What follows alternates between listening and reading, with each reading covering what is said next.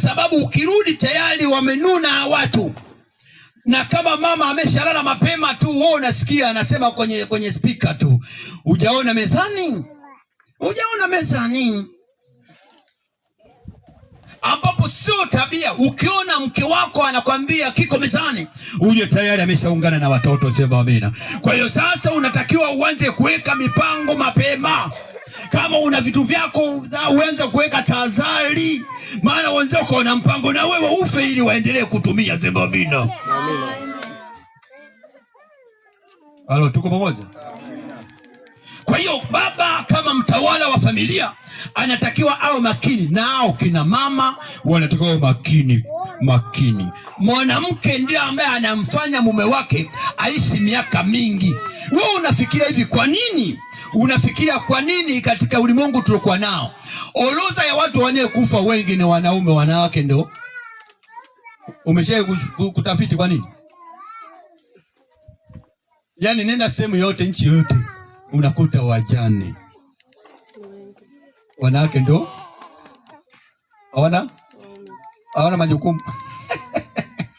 Misongo ya maisha, mawazo sawa kwa ajili ya maisha ya kindoa ni hatari sana. Na wanawake wengi wakati wakisha kuwa wameona wamefocus, dunia inapowakamata inawadanganya, wanafikiria kwamba mimi nikimiliki majumba haya na mashamba yale nitakuwa tajiri, heshima itakuwa kwangu, na dume litakayotamani kuishi na mimi nitaliendesha kwa sababu nina majumba yangu mwenyewe, nina mashamba yangu mwenyewe, mimi nitakuwa tajiri. Kwa sasa huyu kwanza tumpishe kidogo huyu. Kwa hiyo ukiona mambo yameanza kuharibika ndani, mwanangu, anza kuweka alama, mwambie tayari safari ya kuondoka mbinguni imekaribia.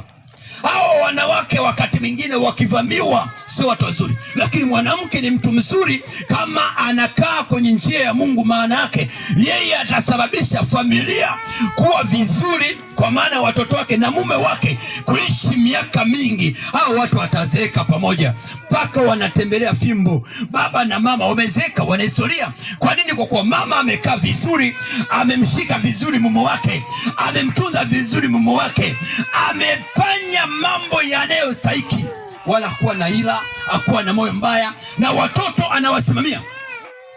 Kuna tabia moja ambayo inajitokeza, kwa mfano